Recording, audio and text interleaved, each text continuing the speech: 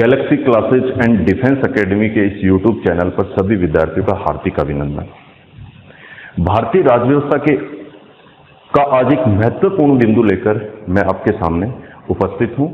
मैं राजेश चौधरी। अपना आज का महत्वपूर्ण बिंदु है मूल कर्तव्य। मूल कर्तव्य बहुत ही छोटा विषय है भारतीय राज्य व्यवस्था का, लेकिन महत्वपूर्ण विषय है। प्रतियोगी परीक्षाओं में इससे संबंधित कई क्वेश्चंस एग्जाम में पूछे जाते हैं। सबसे पहले अपन बात करते हैं मूल कर्तव्य। संविधान के भाग 4 और भाग 4 में एक उपभाग जोड़ा गया क। भाग 4 क, इसके लिए एक अनुच्छेद रखा गया, अनुच्छेद 51 क। भाग 4 क, अनुच्छेद 51 क। देखिए महत्वपूर्ण, एग्जाम में कई बार पूछ लिया जाता है मूल कर्तव्य संविधान के कौन से भाग में शामिल किए गए हैं। भाग 4 क, अनुच्छेद कौन सा है? 51 क। अनुच्छेद 51 क। तो दो चीजें हमें ध्यान में रखनी है, भाग 4 क, अनुच्छेद 51 क। अगली बात करें, मूल कर्तव्य कब शामिल किए गए? 42वें संविधान संशोधन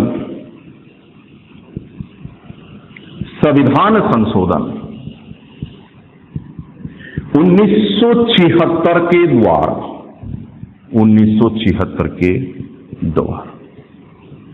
42वें संविधान संशोधन 1976 के द्वारा। ध्यान से सुनिएगा, मूल कर्तव्य कब शामिल किए गए? 42वें संविधान संशोधन 1976 के द्वारा। इसका मतलब यहां पे एक बेसिक सा क्वेश्चन बनता है, एग्जामिनर अपने को थोड़ा सा बेवकूफ बना सकता है। मूल संविधान में कुल कर्तव्य कितने थे? मूल संविधान में कुल कर्तव्य कितने थे? कुल कर्तव्य कितने थे? ऑप्शन अपने को देगा, नंबर 1 0, नंबर 2 1, नंबर 3 8, नंबर 4 10। अपन लोग एग्जाम के समय में थोड़ा सा जल्दबाजी में होते हैं, अपन सीधा सा टिक लगा देंगे 10 पे। वर्तमान में तो 11 है, 10 भी नहीं है। तो अपने को ध्यान में रखना है, क्वेश्चन को ध्यान से पढ़ना है। मूल संविधान में कुल कर्तव्य कितने थे? आंसर हो जाएगा 0, क्योंकि 42वें संविधान संशोधन 1976 के द्वारा कर्तव्यों को जोड़ा गया। इससे पहले संविधान में किसी प्रकार का कोई कर्तव्य शामिल नहीं किया गया था। इस बात को ध्यान रखिएगा। अब बात आगे करते हैं अपन। कई बार एक दिमाग में क्वेश्चन हमेशा एक पैदा होता है कि मूल संविधान में मूल कर्तव्यों को क्यों शामिल नहीं किया गया? क्या इसका कोई पक्षधर नहीं था संविधान सभा में? एक नाम शायद आपने सुना होगा, केटी शाह। केटी शाह यह वह शख्सियत है जिसने संविधान सभा में संविधान निर्माण के समय यह पुरजोर वकालत की थी कि भारतीय नागरिकों के लिए कुछ मौलिक कर्तव्य ऐसे होने चाहिए जो संविधान में शामिल किए जाएं। कभी भी एग्जाम में क्वेश्चन आ जाए कि संविधान सभा का वह कौन सा व्यक्ति था जिसने संविधान में मौलिक कर्तव्यों को शामिल करने की पुरजोर सिफारिश की थी? केटी शाह। एक इंपॉर्टेंट क्वेश्चन बनता है, ध्यान रखिएगा यहां पे। केटी शाह वह व्यक्ति था जिसने संविधान सभा में मूल कर्तव्यों को शामिल करने की मांग रखी थी। अब आगे चलते हैं अपने नेक्स्ट फैक्ट की ओर। किस कमेटी की सिफारिश पर, किस कमेटी की सिफारिश पर इनको शामिल किया गया? मूल कर्तव्यों को शामिल करने के लिए फरवरी 1976 में, फरवरी 1976 में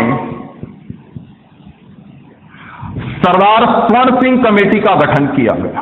सरदार स्वर्ण सिंह कमेटी का गठन किया गया। सरदार स्वर्ण सिंह कमेटी का गठन किया गया। सरदार स्वर्ण सिंह कमेटी फरवरी 1976 में, उस समय तत्कालीन कांग्रेस के अध्यक्ष थे देवकांत बरुआ,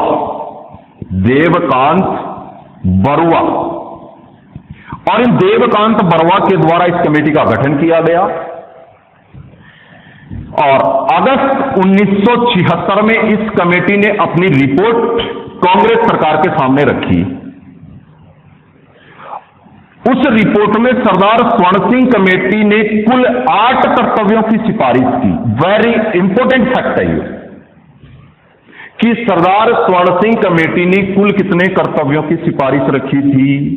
8 कर्तव्यों की सिफारिश रखी थी कि संविधान में 8 कर्तव्य शामिल कर दिए जाएं।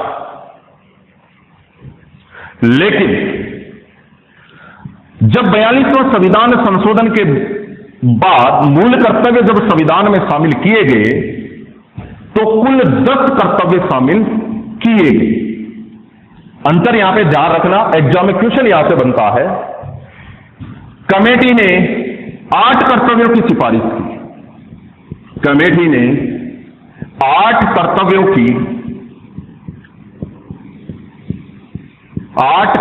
की सिफारिश की। शामिल किए गए 1976 में, शामिल किए गए 1976 में शामिल किए गए 10। 2 क्वेश्चन बन गए यहां पे कि साहब स्वर्ण सिंह कमेटी ने कितने की सिफारिश की? 8 कर्तव्यों की सिफारिश की। शामिल कितने किए गए? 10। तीसरा क्वेश्चन बनता है यहां पे, वर्तमान में कितने कर्तव्य हैं? वर्तमान में मूल कर्तव्य, वर्तमान में मूल कर्तव्य है टोटल 11। कितने भैया? 11। 3 क्वेश्चन बन गए। देखिए, कमेटी ने 8 कर्तव्यों की सिफारिश की और 42वें संविधान संशोधन 1976 में जो शामिल किए वो कितने हैं? 10। और वर्तमान में कितने हैं? 11। और मूल संविधान में 0। मूल संविधान में 0। इंपॉर्टेंट फैक्ट है ये, ध्यान रखिएगा, यहां पे मात नहीं खाना कभी एग्जाम में। मूल संविधान में कुल कर्तव्य कितने थे? 0। मूल संविधान का मतलब है 26 जनवरी 1950। 26 जनवरी 1950। कर्तव्य की संख्या कितनी थी? 0। और 1976 में कितने शामिल हुए? 10। वर्तमान में कितने हैं? 11। 11वां कर्तव्य कब शामिल किया गया? 11वां कर्तव्य कब शामिल किया गया? 86वें संविधान संशोधन 2002 के द्वारा। 86वें संविधान संशोधन 2002 के द्वारा एक और मूल कर्तव्य हमारे संविधान में जोड़ दिया गया। वो ये था कि 6 से 14 वर्ष के बच्चों को, 6 से 14 वर्ष के बच्चों को प्राथमिक शिक्षा दिलाना, प्राथमिक शिक्षा दिलाना, प्राथमिक शिक्षा दिलाना अभिभावक का कर्तव्य होगा। अभिभावक का कर्तव्य होगा। 11वां मूल कर्तव्य 86वें संविधान संशोधन 2002 के द्वारा इसको शामिल किया गया। कर्तव्य यह है कि 6 से 14 वर्ष के बच्चों को प्राथमिक शिक्षा दिलाना अभिभावक का कर्तव्य होगा। अभिभावक माता पिता से संबंधित है। अभिभावक का कर्तव्य होगा कि 6 से 14 वर्ष के बच्चों को प्राथमिक शिक्षा दिलाई जाए। तो वर्तमान में मूल कर्तव्यों की संख्या होगी टोटल 11। ये तो मूल कर्तव्यों से संबंधित कुछ बेसिक तथ्यों की बात हुई, आर्टिकल्स की बात हुई, कौन से भाग में इनको शामिल किया गया है, ये सारी बातें हुई। अब इसके अलावा अपन कुछ अन्य फैक्ट्स की ओर बात करते हैं। देखो, मूल कर्तव्यों के विषय में एक पूर्व न्यायाधीश हुए हैं S Lahoti. S Lahoti, S Lahoti,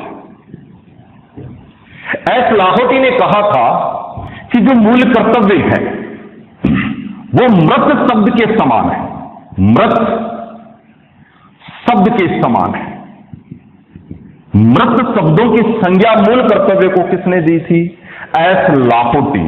ये सर्वोच्च न्यायालय के पूर्व न्यायाधीश रहे हुए हैं एस लाहोटी, जिन्होंने मूल कर्तव्यों के विषय में कहा है कि ये मृत शब्द है, अर्थात ये व्यर्थ है, निरर्थक है, संविधान में इनका कोई औचित्य नहीं है। मूल कर्तव्यों के बारे में एस लाहोटी के ये शब्द थे।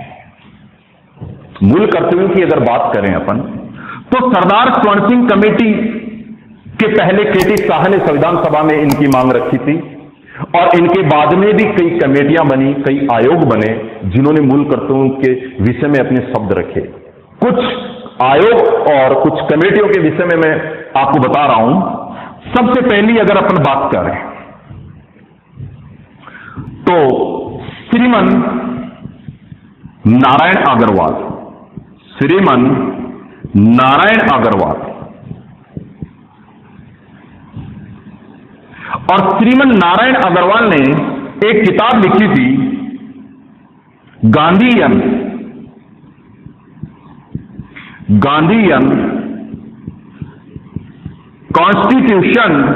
कॉन्स्टिट्यूशनल गांधीयन कॉन्स्टिट्यूशनल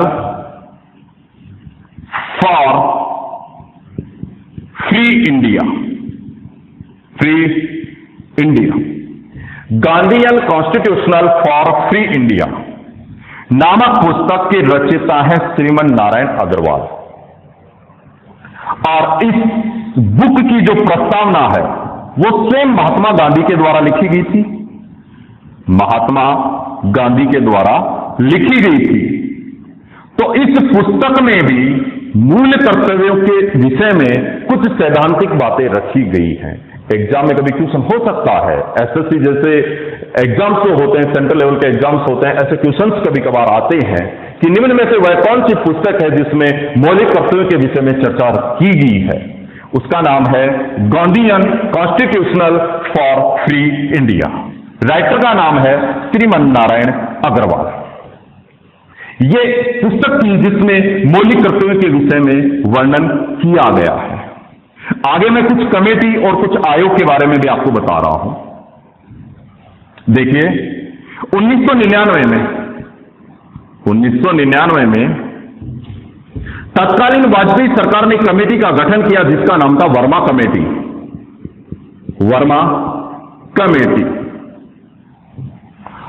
और इस वर्मा कमेटी ने जब अपनी सिफारिशें सरकार को सौंपी तो उनमें सबसे पहली जो प्रमुख सिफारिश थी कि जो मौलिक कर्तव्य हमारे संविधान में शामिल किए गए हैं वो तब तक उनकी सार्थकता सिद्ध नहीं होगी कि तब तक कि उनको हमारे देश के समस्त नागरिकों को उनके बारे में उसकी जानकारी उपलब्ध नहीं हो। अब जानकारी कैसे होगी नागरिकों को, विद्यार्थियों को इसकी जानकारी कैसे होगी? तो इसके लिए वर्मा कमेटी ने एक सिफारिश की थी कि हमारा जो विद्यालयी पाठ्यक्रम है, विद्यालयी पाठ्यक्रम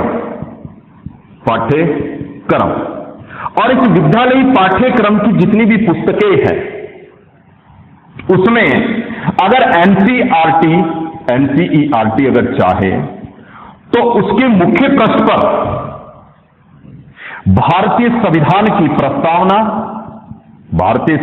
प्रस्तावना वह मूल कर्तव्यों को अंकित कर सकती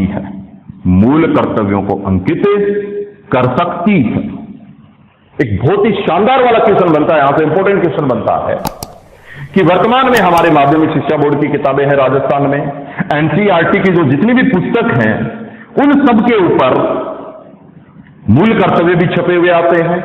एक तरफ हमारी उद्देशिका अर्थात हमारी प्रस्तावना भी छपी हुई आती है। कहीं ना कहीं कभी दिमाग में, जहन में एक सवाल पैदा होता है कि आखिर सरकार को ये छापने का उद्देश्य क्या है, ताकि हमारे मूल कर्तव्यों के विषय में हमें अवेयर करना, हमारी जो उद्देशिका है प्रस्तावना की उसके बारे में हमें जागरूक करना। और ये लागू किया गया था वर्मा कमेटी की सिफारिश से, और वर्मा कमेटी का गठन हुआ था सन 1999 में।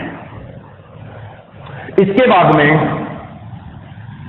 सन 2000 में वाजपेयी सरकार के द्वारा एक संविधान समीक्षा आयोग का गठन किया गया सन 2000।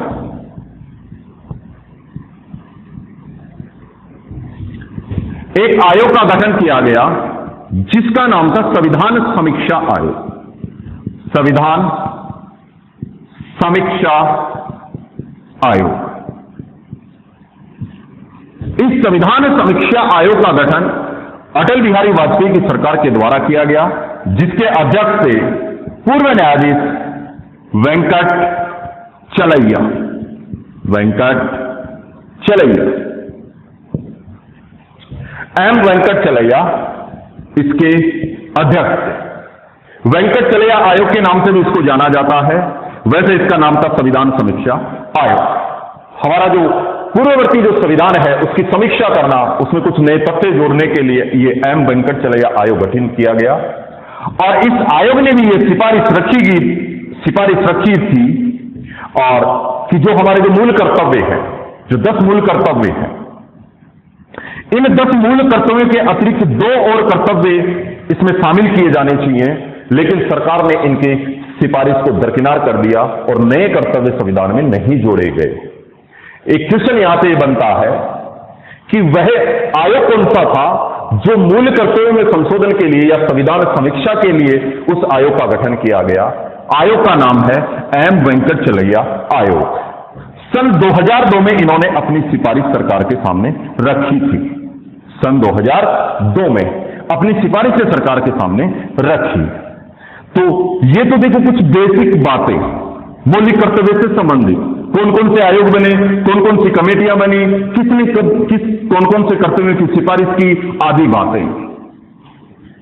अब यहां से देखिए एक फैक्ट अपन और जान लेते हैं।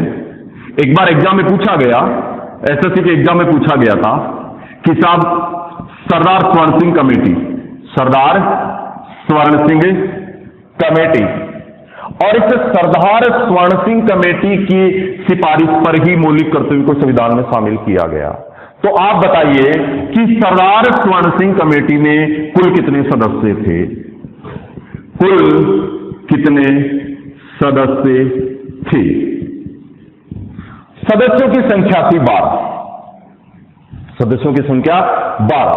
महत्वपूर्ण है, एक महत्वपूर्ण डेटा है, ये याद रखिएगा हमेशा कि मौलिक कर्तव्यों को शामिल किया गया सरदार स्वर्ण सिंह कमेटी की सिफारिश से, और उसमें कुल 12 सदस्य थे। अब देखिए, सरदार स्वर्ण सिंह कमेटी ने 2 ऐसे कर्तव्यों की सिफारिश की थी, लेकिन उनको संविधान निर्माताओं ने शामिल नहीं किया। सबसे इंपॉर्टेंट जो ये थी कि अगर देश का कोई नागरिक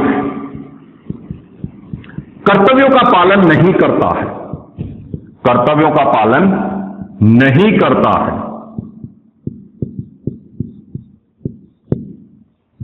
तो उसके लिए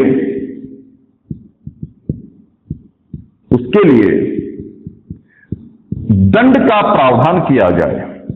दंड का प्रावधान किया जाए। नंबर 1, अगर कोई भी भारतीय नागरिक मूल कर्तव्यों का पालन नहीं करता है तो उसके लिए दंड का प्रावधान किया जाए। दूसरी जो सिफारिश रखी थी सरदार स्वर्ण सिंह कमेटी ने, वो ये थी कि मूल कर्तव्यों को या मूल कर्तव्यों के विरुद्ध न्यायालय की शरण में नहीं जाया जा सकता। न्यायालय की शरण में नहीं जाया जा सकता, नहीं जाया जा सकता है, नहीं जाया जा सकता है। पहली सिफारिश तो ये रखी थी कि कर्तव्यों का पालन नहीं करता है तो उसके लिए दंड का प्रावधान किया जाए, और मूल कर्तव्यों के विरुद्ध न्यायालय की शरण में नहीं जाया जा सकता, अर्थात मौलिक कर्तव्यों को न्यायालय में चुनौती नहीं दी जा सकती। लेकिन संविधान निर्माताओं ने इनको शामिल नहीं किया। महत्वपूर्ण फैक्ट्स हैं ये दोनों, याद रखिएगा। एग्जाम में क्वेश्चन हो सकता है कि निम्न में से वह कौन सी सिफारिश है जो सरदार स्वर्ण सिंह कमेटी ने की थी लेकिन सरकार ने उसको शामिल नहीं किया। एक तो ये दंड का प्रावधान और एक कर्तव्य के विरुद्ध न्यायालय में नहीं जाया जा सकता। अब इसके बाद में अपन आगे चर्चा करते हैं मौलिक कर्तव्यों की, कि वर्तमान में कौन कौन से मौलिक कर्तव्य हैं। उनको एक क्रम में याद करना, एक सीक्वेंस में किस प्रकार से याद किया जाए। एक ट्रिक्स के माध्यम से हम कोशिश करेंगे कि आपको इजीली याद हो जाए। कुछ अल्फाबेट्स में आपके सामने लिख रहा हूं, A, B, C, D, E, F। पहले 6 की बात करते हैं। देखिए, कुल वर्तमान में हमारे पास 11 मौलिक कर्तव्य हैं। कुल कर्तव्य कितने हैं? 11। कुल कर्तव्य 11। सबसे पहले एक, हम यहां पे राजनीति से संबंधित बातें कर रहे हैं। एक का मतलब राजनीति में एक शब्द आता है, ध्यान रखिएगा, एंथम। एक शब्द आता है एंथम। एंथम का मतलब होता है, बेसिक सा इंग्लिश वर्ड है, नेशनल एंथम, अर्थात हमारा राष्ट्रगान। हमारा राष्ट्रगान, नेशनल एंथम का मतलब होता है राष्ट्रगान। अब राष्ट्रगान के साथ हमारे राष्ट्रीय प्रतीक भी आ जाएंगे। राष्ट्रीय प्रतीक, राष्ट्रगान, राष्ट्रीय प्रतीक, इसके अलावा जितने भी हमारे राष्ट्रीय चिन्ह हैं, इन सब का सम्मान करना हमारा क्या है? मूल कर्तव्य है। राष्ट्रगान, राष्ट्रीय प्रतीक आदि का सम्मान करना हमारा कर्तव्य है। हमारा कर्तव्य है। पहला हो गया। ए फॉर एंथम, अर्थात राष्ट्रगान, हमारे जितने भी राष्ट्रीय प्रतीक हैं, इन सब का सम्मान करना हमारा मूल कर्तव्य है, पहला कर्तव्य। B, number 2। बी का मतलब है, हमारे देखो क्रांतिकारी युग जब हम पढ़ते हैं आधुनिक इतिहास के अंतर्गत, तो एक बहुत ही चर्चित नाम है सरदार भगत सिंह। बी से भगत सिंह। और भगत सिंह का नाम लेते ही आपके जहन में एक शब्द जरूर आएगा कि भगत सिंह क्या थे? क्रांतिकारी। हां, यह बात जरूर है कि हमारे इतिहासकारों ने इन्हें आतंकवादी कहकर पुकारा है, लेकिन ये आतंकवादी नहीं थे। ये राष्ट्र की वो पूंजी थी जिनकी बदौलत आज हम स्वतंत्र हैं, आजादी की सांसें ले रहे हैं हम। तो बी फॉर भगत सिंह, अर्थात भगत सिंह का मतलब हो गया क्रांतिकारी। तो संविधान में एक कर्तव्य शामिल किया गया है कि ऐसे क्रांतिकारियों के आदर्शों को हृदय में संजोए रखना,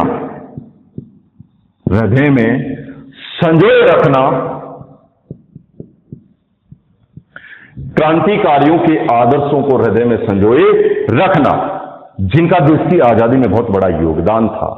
ऐसे क्रांतिकारियों के आदर्शों को हमें हृदय में क्या करना है? संजोए रखना है। दूसरे नंबर का कर्तव्य आता है अपने संविधान में बी फॉर भगत सिंह, अर्थात भगत सिंह का मतलब है एक क्रांतिकारी से भगत सिंह, और क्रांतिकारी का मतलब दूसरे कर्तव्य में अपने को क्रांतिकारी शब्द ढूंढना है कि ऐसे क्रांतिकारी जिनका हमारी स्वतंत्रता में बहुत बड़ा योगदान था, उनके आदर्शों को हमें हृदय में संजोए रखना है। 3 नंबर पे आता है सी, और सी का मतलब तो भैया होता है कन्फर्म। सी का मतलब होता है जो कन्फर्म। एक शब्द और बता रहा हूं मैं यहां पे आपको, कन्फर्म सोवरेनिटी। देखो राजनीति का एक शब्द है सोवरेनिटी, कन्फर्म सोवरेनिटी, अर्थात कन्फर्म सोवरेनिटी का मतलब होता है संप्रभुता। संप्रभुता। और संप्रभुता की रक्षा करना या संप्रभुता की रक्षा करना या इसको बनाए रखना हमारा कर्तव्य है। कन्फर्म सोवर्जेंटी का मतलब है संप्रभुता, और देश की संप्रभुता की रक्षा करना, देश की संप्रभुता की रक्षा करना या उसे बनाए रखना हमारा मूल कर्तव्य है। सॉवरेंटी का मतलब है संप्रभुता, अर्थात तीसरे कर्तव्य में आपको एक शब्द ढूंढना है, संप्रभुता शब्द। अगर संप्रभुता शब्द दिख जाए तो आप समझ लेना कि यह मूल कर्तव्य में शामिल है। देश की संप्रभुता की रक्षा करना और उसको बनाए रखना भी हमारा क्या है? कर्तव्य है। 3 कर्तव्य, एक बार पुनः रिपीट करता हूं, देखो। ए फॉर एंथम, अर्थात पहले कर्तव्य में हमें 2-3 चीजें देखनी है। हमारे राष्ट्रीय गान, हमारे राष्ट्रीय प्रतीक आदि का सम्मान करना हमारा कर्तव्य है। दूसरे कर्तव्य में बी फॉर भगत सिंह, आपको एक शब्द ढूंढना है, सिर्फ क्रांतिकारी शब्द, अर्थात ऐसे क्रांतिकारी जिनका स्वतंत्रता संग्राम में बहुत बड़ा योगदान था, उनके आदर्शों को हमें हृदय में संजोए रखना है। तीसरे नंबर का कर्तव्य है कन्फर्म सॉवरेंटी, अर्थात देश की संप्रभुता की रक्षा करना और उसको बनाए रखना भी हमारा कर्तव्य है। 3 कर्तव्य हुए, आशा करता हूं शायद याद हुए होंगे। अब इसके बाद में अपन चलते हैं नंबर 4 पे, डी से कौन सा कर्तव्य बनता है? देखिए, डी का एक शब्द होता है डिफेंस। डी का एक शब्द है डिफेंस, और डिफेंस का मतलब होता है सुरक्षा करना। तो हमारा कर्तव्य भी यही है। कर्तव्य हमारा देश से जुड़ा हुआ है, तो वहां पे एक शब्द जुड़ जाएगा कि देश की सुरक्षा करना। देश की सुरक्षा करना ऑब्लिक आवश्यकता होने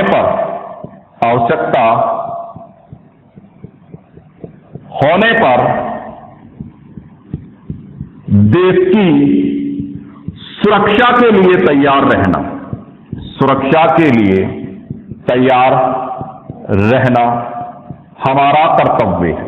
नंबर 4 कर्तव्य हो गया डी फॉर डिफेंस, अर्थात सुरक्षा करना, अर्थात देश की सुरक्षा करना, आवश्यकता होने पर देश की सुरक्षा के लिए तैयार रहना ही हमारा कर्तव्य है।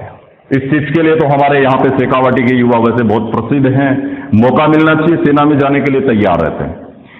इसके बाद में नंबर 5 पे आता ई, ABCD ई का मतलब होता है, देखो बेटा ध्यान से सब याद रखना है, एम्पावर वुमन।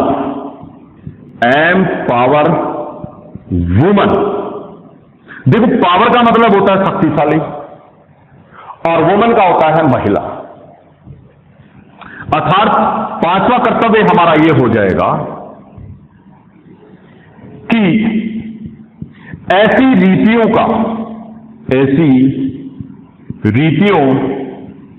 या आदर्शों का सम्मान करना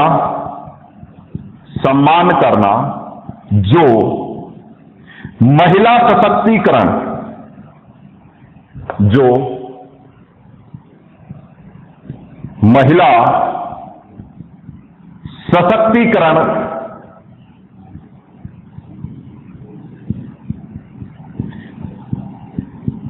को बढ़ाती है। ऐसी रीतियों आदर्शों का सम्मान करना जो महिला सशक्तिकरण को बढ़ाती है। अब ऐसे सोच रहे होंगे फिर इतना याद कैसे होगा? एक शब्द याद रखना है बस, महिला सशक्तिकरण। हमें कर्तव्य ढूंढना है ऐसी रीतियों आदर्शों का सम्मान करना जो महिला सशक्तिकरण को बढ़ाती हैं, और ऐसी प्रथाओं का हमें त्याग करना है जो महिला विरोधी है। कर्तव्य में एक चीज और शामिल की गई है, ऐसी प्रथाओं का हमें त्याग करना है जो महिलाओं की विरोधी हो या उनके आत्मसम्मान को ठेस पहुंचाती हो। अब ई के बाद में देखिए नेक्स्ट कर्तव्य कौन सा आता है अपना? ई के बाद में एफ, एक शब्द आता है अल्फाबेट का, एफ,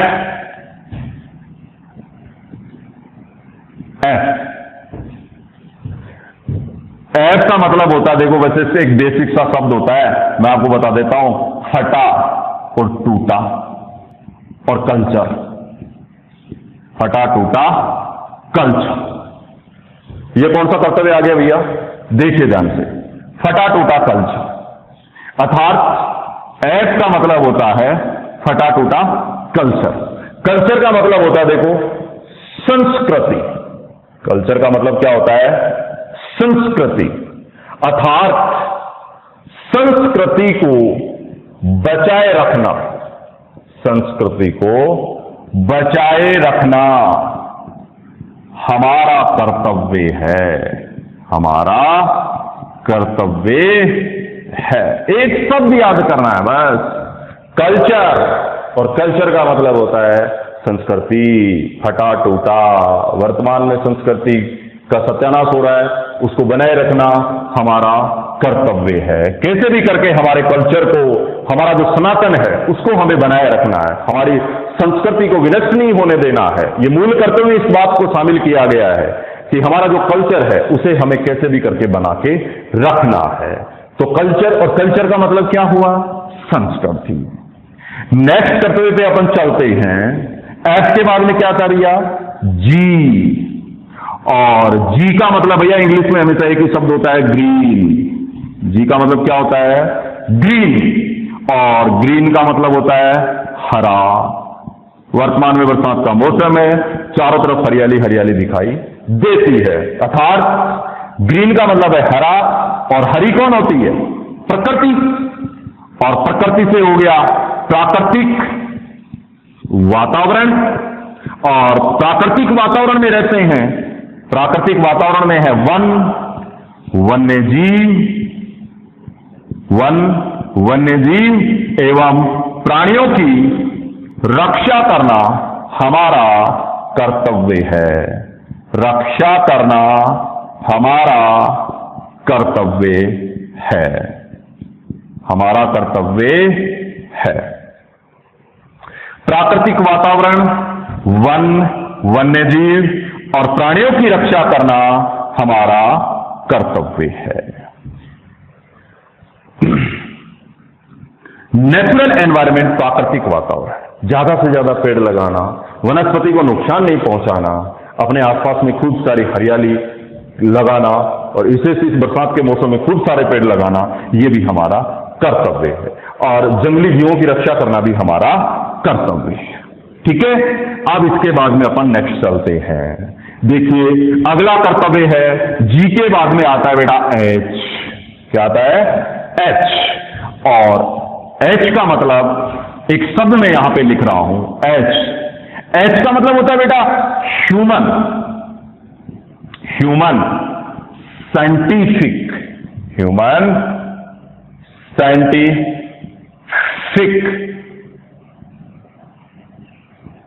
ह्यूमन साइंटिफिक। ह्यूमन का मतलब क्या हो गया? मानव। साइंटिफिक का मतलब क्या हो गया? वैज्ञानिक। मानव वैज्ञानिक सोच रखना एवं उसको बढ़ावा देना हमारा कर्तव्य है, हमारा कर्तव्य है। बड़ा ही प्यारा कर्तव्य है। सबसे अच्छा कर्तव्य जो मुझे लगता है मूल कर्तव्य में, वो है ह्यूमन साइंटिफिक, अर्थात मानव वैज्ञानिक सोच रखना और इसको आगे बढ़ाना, आगे बढ़ावा देना हमारा कर्तव्य है। जब से लॉकडाउन लगा है भैया, स्वामी होना हो गई अब बंद, और फिर भी बहुत सारे लोग नौकरी लग गए, बहुत सारों के कई काम बन रहे हैं। इसका मतलब हमें एक चीज ध्यान में रखनी है कि मेहनत का कोई विकल्प नहीं होता। जब तक मेहनत नहीं करेंगे सफलता अपने को हाथ नहीं लगेगी। और हमें सोच हमारी कैसी रखनी होगी? वैज्ञानिक सोच रखनी होगी। हमें अंधविश्वास इन पुरातन मान्यताओं में कतई हमें विश्वास नहीं रखना है। हमें हमारी मेहनत पे विश्वास करना है, और मेहनत हमेशा बोलती है। जो मेहनत करता है उसको सफलता अवश्य मिलती है। यही चीज सिखाता है हमें हमारा ये एच वाला कर्तव्य, ह्यूमन साइंटिफिक, मानव वैज्ञानिक शब्द आपको इस कर्तव्य में ढूंढना है। अगर ये मानव वैज्ञानिक शब्द आपको मिल जाए तो इसका मतलब सोच लेना कि ये भी हमारे कर्तव्यों में शामिल है। दैट ओके, आगे चलते हैं अपन। इसका मतलब एच के बाद में आता है बेटा आई, एक इंग्लिश वर्ड आता है आई, और आई क्या आई? इनकम आई। नौकरी लगे तो क्या आई? इनकम आई। और इनकम आई इसका मतलब प्रॉपर्टी। इनकम आई इसका मतलब प्रॉपर्टी, अर्थात पैसा आएगा, संपत्ति खरीदेंगे, और काम ही क्या है, नौकरी लग जाए, खूब सारा पैसा आ जाए, सिटी में एक अच्छा सा प्लॉट बन जाए, उसमें एक अच्छा सा मकान बन जाए, रहे तो आराम की जिंदगी व्यतीत करें हम लोग। यही कुछ कहता है हमारा अगला कर्तव्य। आई, आई का मतलब इनकम, प्रॉपर्टी। देखो यहां पे एक शब्द अपने को रखना है, यहां पे अपनी प्रॉपर्टी की बात नहीं कर रहा, ये देश की प्रॉपर्टी की बात कर रहा, अर्थात सार्वजनिक संपत्ति, सार्वजनिक संपत्ति की सुरक्षा करना, सुरक्षा करना हमारा कर्तव्य है, हमारा कर्तव्य है। एक शब्द याद रखना है बस, सार्वजनिक संपत्ति। आई, आई का मतलब इनकम। क्या आई? इनकम आई। इनकम आई तो क्या खरीदी? प्रॉपर्टी। और प्रॉपर्टी कैसी होती है? सार्वजनिक होती है भैया, ठीक है। और सार्वजनिक संपत्ति अर्थात देश की संपत्ति की सुरक्षा करना हमारा कर्तव्य है। हम कोई रैली प्रदर्शन में कहीं पर भी जाते हैं, वहां पे सार्वजनिक संपत्ति को नुकसान नहीं पहुंचाएं, उसकी सुरक्षा करना हमारा कर्तव्य है। रोडवेज बस से बैठते हैं, सीट के पीछे नंबर लिखना, सीट को धीरे धीरे कुरेदना, उसको तोड़ना, ये हमारा कर्तव्य नहीं है। उनकी सुरक्षा करना हमारा कर्तव्य है। ज्यादातर देखा है, शायद आप सब लोग भी बैठते होंगे, रोडवेज बस में सफर किया होगा, कभी भारतीय रेलवे में सफर किया होगा, ठीक है ना। हमारे यहाँ पे हिंदुस्तान में एक से बढ़कर एक अजूबे मिलेंगे, ठीक है। चलती ट्रेन में कुछ लिख दिया, सीट के पीछे कुछ लिख दिया, ये हमारा कर्तव्य नहीं है। हमारा संविधान इस बात के लिए मना करता है कि सार्वजनिक संपत्ति की हमें क्या करनी चाहिए? सुरक्षा करनी चाहिए। अगले कर्तव्य की बात करते हैं, जे।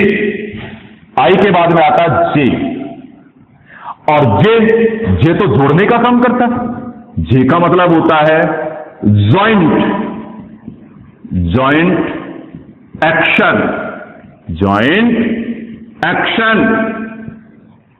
देख, ये भी एक बहुत प्यारा कर्तव्य है।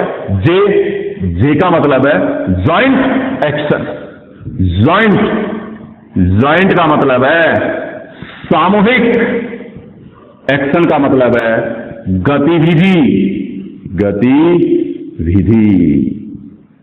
अर्थात ये कर्तव्य हमें एक शिक्षा देता है कि हम जो भी काम कर रहे हैं, कभी अकेले नहीं कर रहे, हम सामूहिक गतिविधियों में विश्वास करें, सामूहिक गतिविधियों में विश्वास करें, एकता एवं अखंडता को बनाए रखें, एकता एवं अखंडता को बनाए रखें, सामूहिक गतिविधियों में विश्वास करें, एकता एवं अखंडता को बनाए रखें। ये कर्तव्य बात कहता है ज्वाइंट एक्शन। एक शब्द ढूंढना है बेटा आपको यहां पे, सामूहिक गतिविधि। ये शब्द आ जाए इसका मतलब ये भी मूल कर्तव्य में इसको शामिल किया गया है, ठीक है। तो कोई भी काम करे सामूहिक रूप से करें, क्योंकि संगठन में शक्ति होती है। एक एक लकड़ी को कोई भी तोड़ सकता है, लकड़ी के बंडल को तोड़ने में बड़ा जोर आता है। नेक्स्ट कर्तव्य की बात करते हैं अपन, के।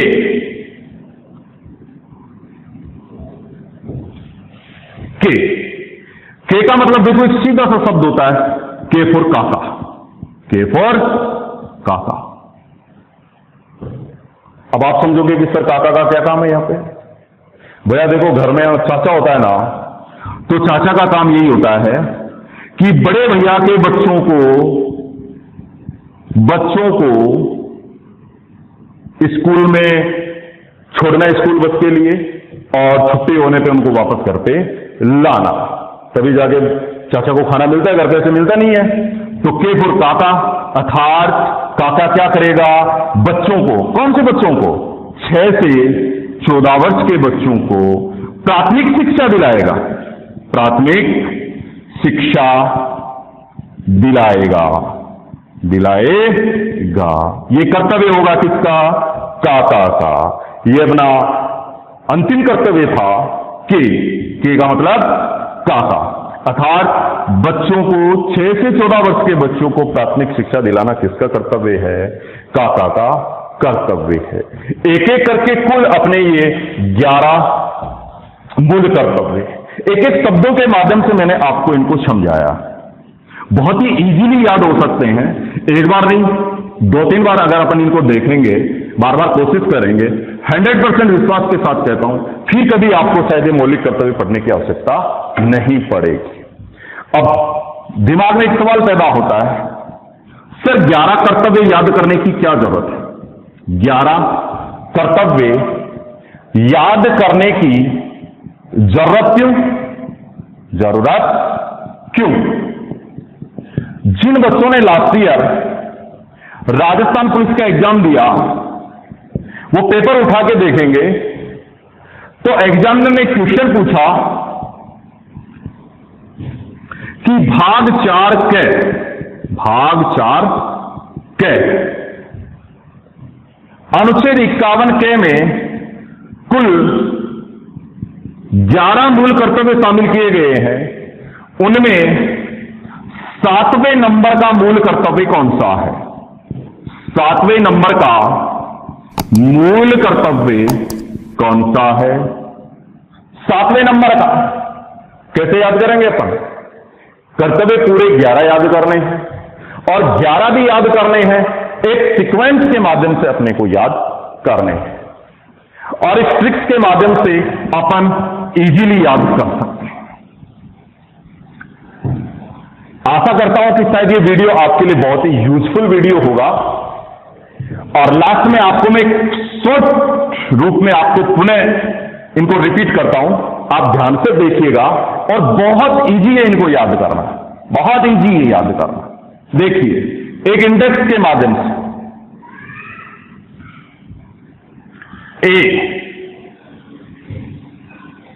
ए for anthem, A for anthem, B for Bhagat Singh, B for Bhagat Singh, C का मतलब है कन्फर्म सोवरजेंटी, सोवरजेंटी, डी का मतलब है defence, empower woman, empower woman, F का मतलब है फटा टूटा कल्चर, फटा टूटा कल्चर, जी का मतलब है ग्रीन और ग्रीन का मतलब है हरा, एच का मतलब है ह्यूमन, साइंटिफिक, आई इनकम, प्रॉपर्टी और जे जॉइंट एक्शन और के का मतलब आप समझ ही गए, काका, येलो सॉस। पूरे टोटल 11 कर्तव्य, पूरे 11 मौलिक कर्तव्य। यह सूची मैंने आपके सामने रख दी, आपको सिर्फ ये याद करना है, एक खाली पेज में लिखना है, एबीसीडी सबको आती ही है, इसमें तो कोई शक नहीं होगा शायद, ABCDEFGHIJ के, ये सब आपको याद करने हैं। फिर आपको एक बार बिना देखे लिखना है एंथम अर्थात राष्ट्रगान, राष्ट्र प्रतीक, राष्ट्र चिन्ह, इन सब का सम्मान करना हमारा मूल कर्तव्य number 1। Number 2, B for Bhagat Singh. Bhagat Singh क्या थे? क्रांतिकारी। अर्थात क्रांतिकारी के आदर्शों को इस हृदय में संजोए रखना हमारा क्या है? कर्तव्य है। Confirm sovereignty. सॉवरेंटी का मतलब है संप्रभुता, और देश की संप्रभुता को बनाए रखना भी हमारा कर्तव्य है। D for defence. डिफेंस का मतलब है देश की सुरक्षा करना और उसकी एकता और अखंडता को बनाए रखना हमारा कर्तव्य है। इस प्रकार से पूरे के पूरे 11 मूल कर्तव्य आपको इजीली याद हो जाएंगे। आई होप यू कि आपको ये बहुत इजीली याद होंगे। इन्हीं आशाओं के साथ मिलते हैं नेक्स्ट वीडियो में। जय हिंद, जय भारत।